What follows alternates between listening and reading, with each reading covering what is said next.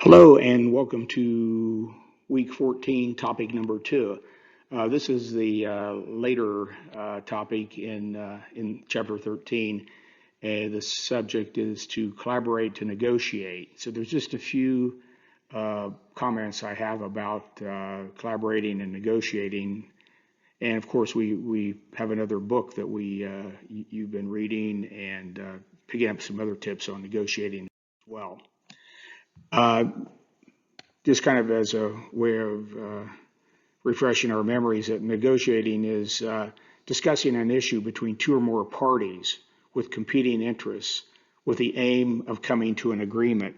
And in our case, of course, in talking about selling and negotiating, we're talking about a buyer and a salesperson, a buyer and a seller, trying to come to some agreement with finding a product or service that meets the needs of the customer.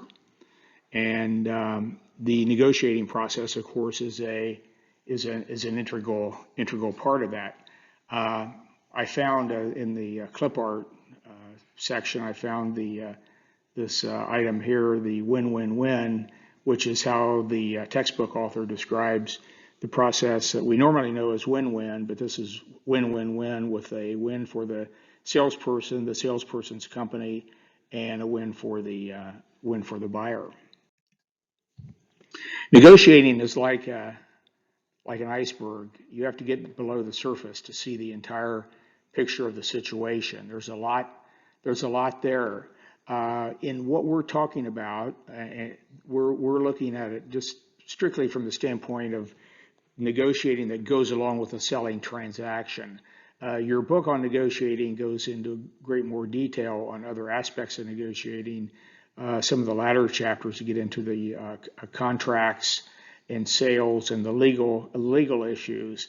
That's beyond what we're actually trying to do in the course when we talk about selling and negotiating. But so that does imply that there is a lot below the surface. You might say that the part above the surface is what we often think of as being negotiating for price only, or for legal purposes only, or into some like arbitration or mediation kinds of things. And the part below below the water may well be what most of negotiating in life is, that negotiating that goes on for smaller issues. They're not big deals. They're not big issues even in the selling process. It might be negotiating for an extra, a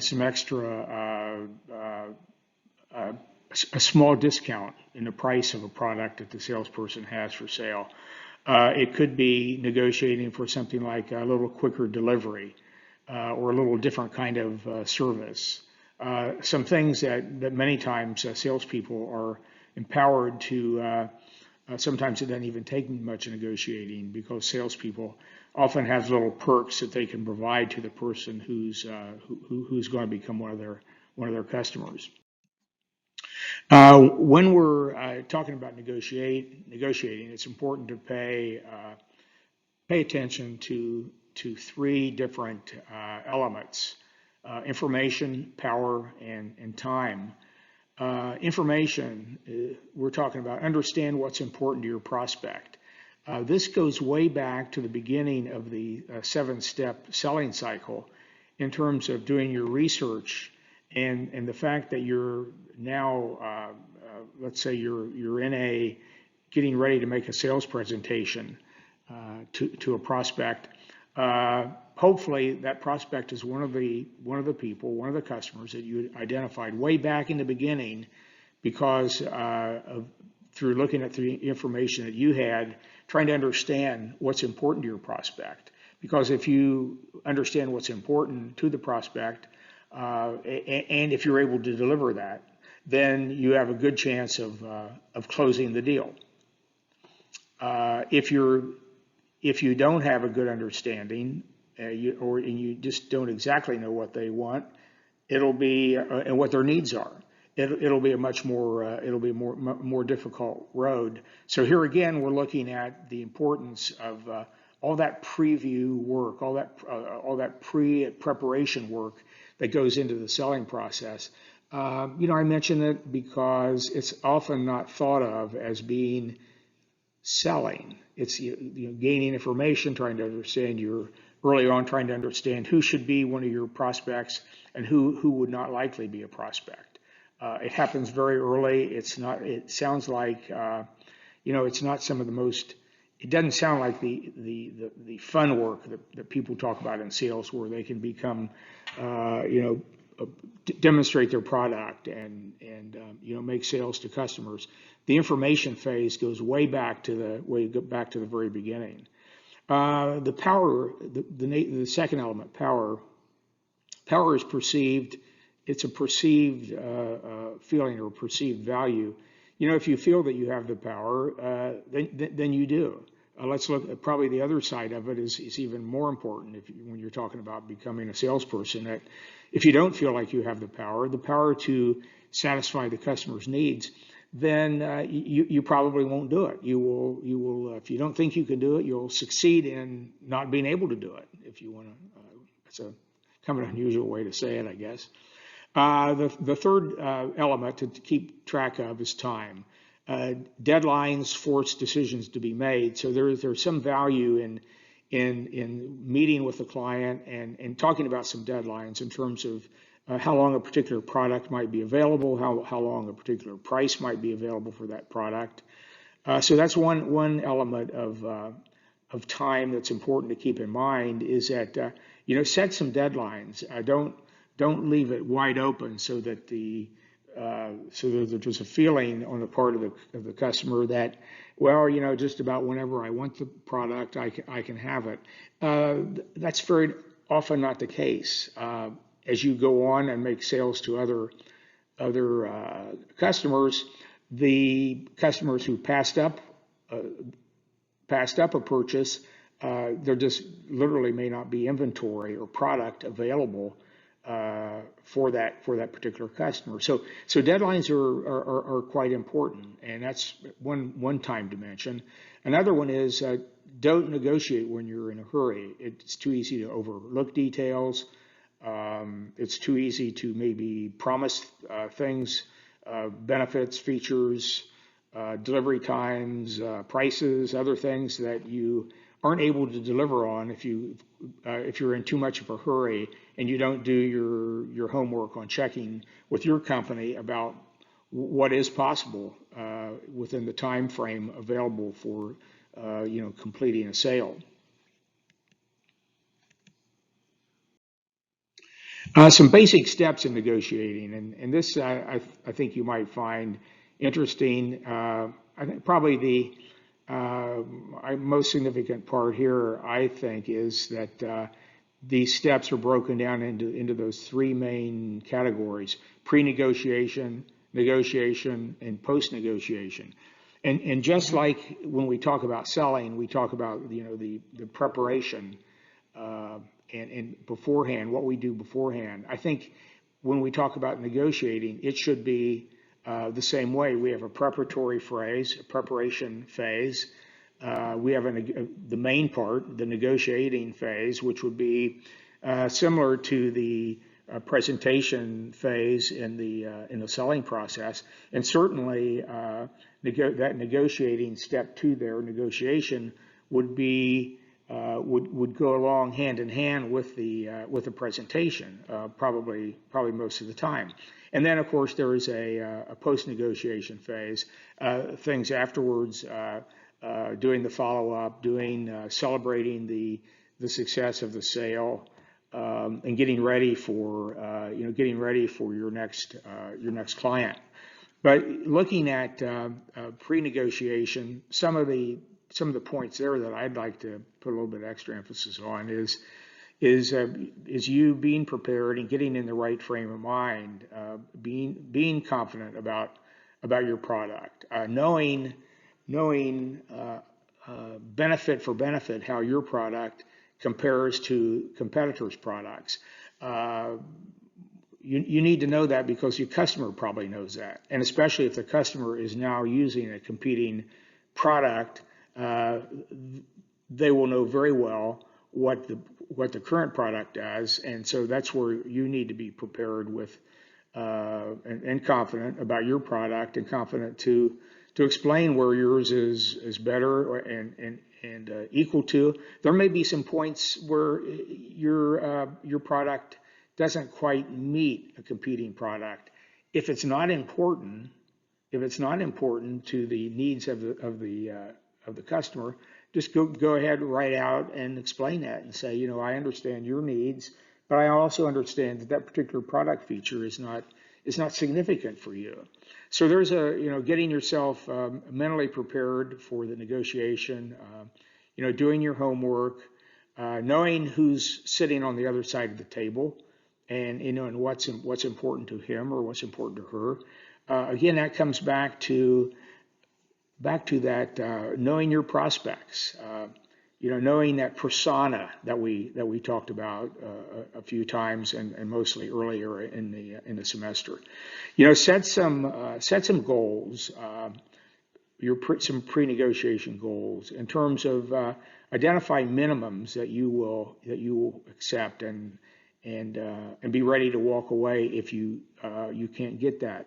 And I need to mention that about walking away, may not be it may not actually in practice. You may not want to do it like it sounds. We're talking about you're walking away from a deal, but you're not walking away from that customer. You're at a minimum, one of the things you want to have for a pre-negotiation goal, you certainly want to close the sale, but you also, at a minimum, you would want to have a completed and successful start to build a relationship with the customer. You don't make the sale, you could still say, I still have a small win if I am able to build a relationship with this customer. I didn't make the sale this time. I have a better chance of making it next time.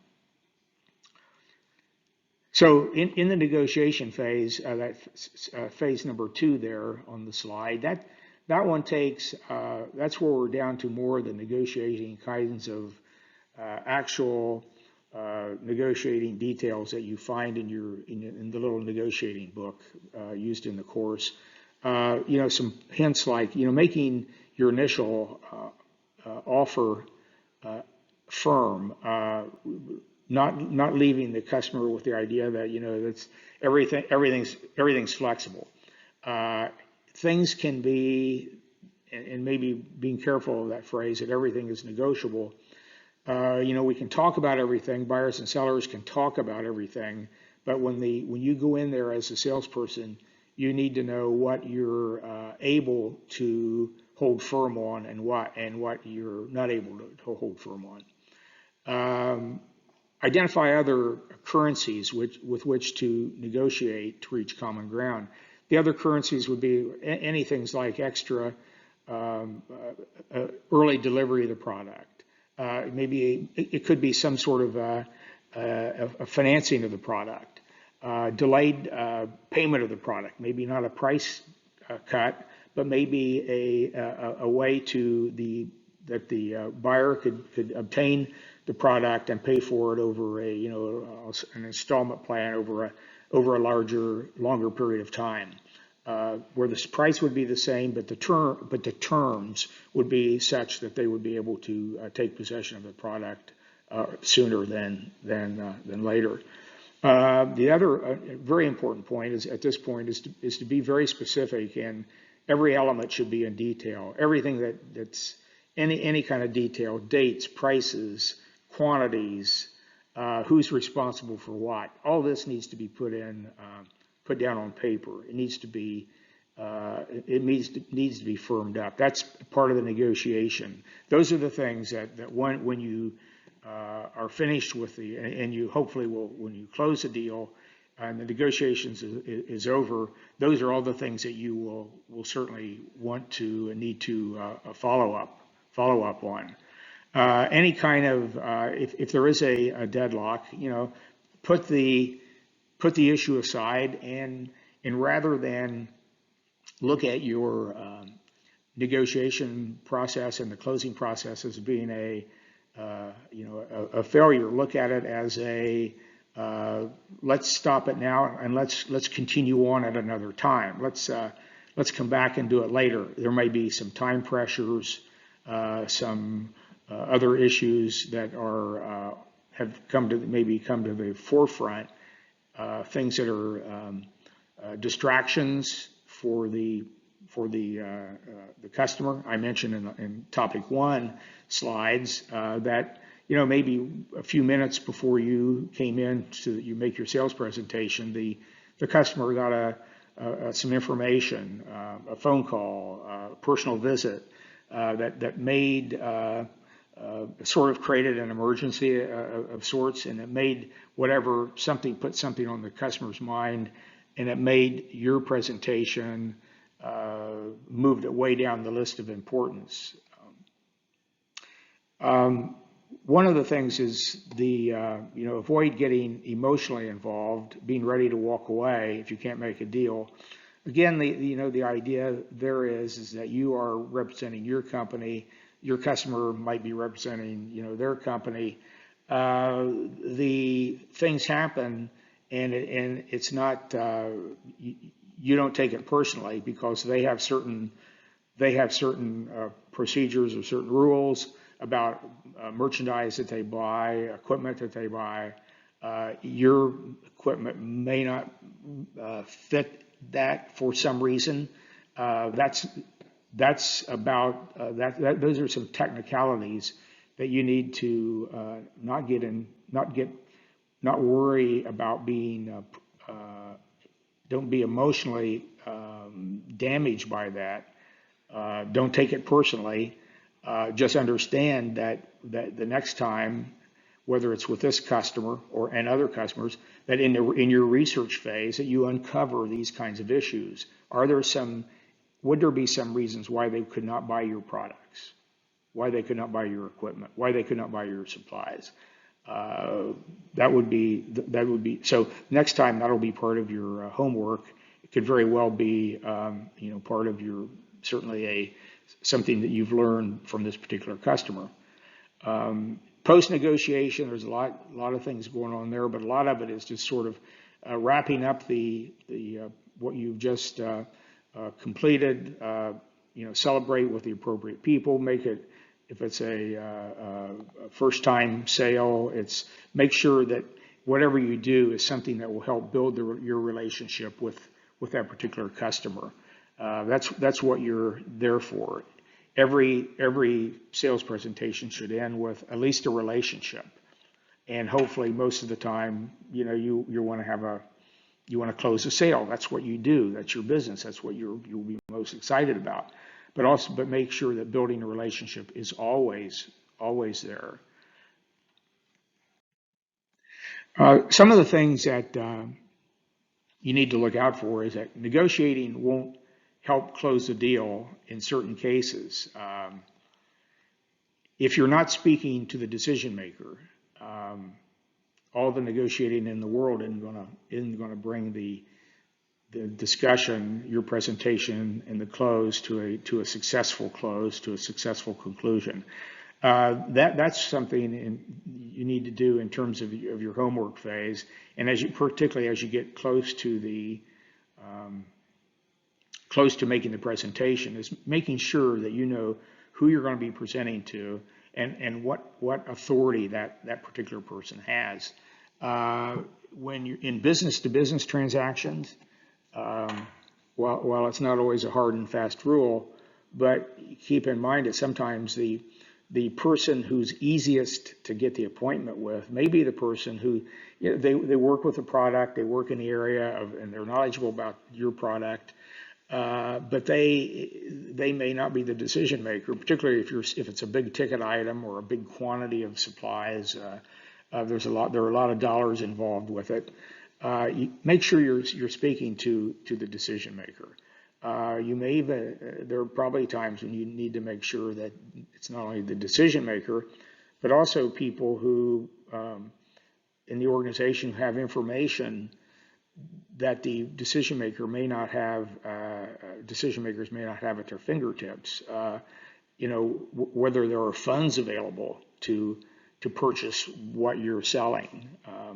Sometimes somebody from the finance department, the finance area, chief financial officer, somebody in the company will have the authority and will have an understanding of that even the decision maker who you were able to get an appointment with may not even have that information. When the negotiating won't help close a deal, when the only thing the prospect wants to talk about is price. Here you have a price shopper, things to look for when you're doing your preparation to talk to this particular company. Do they switch vendors quite often? So you, in this case, I'm saying that your company, you're the salesperson, you're the vendor, your company is a vendor, you're providing some merchandise or supplies to the company let's say in a business-to-business transaction. If they don't have any long-term relationships with vendors, that could be a sign that you need to look a little deeper there, because let's look at it from the way we talk about it. We're talking about building relationships. We want to have, as a salesperson, you want to have a relationship so that you will make not only this sale but future sales to this company, to this customer. If every transaction is based on sales, then you're probably talking about somebody that's price shopping. They're not interested in a longer term relationship. You might have to, unless you have a great deal of time on your hands, or you want to use this as a practice session to try to get some extra experience in selling. You probably don't have the time to deal with a customer who is only interested in price. Another time when negotiating won't help is when your product or service is not a good fit. I hear myself repeating myself that in the homework phase of preparing, even identifying prospects, it's very important to find out that what our product is. So we're the salespeople.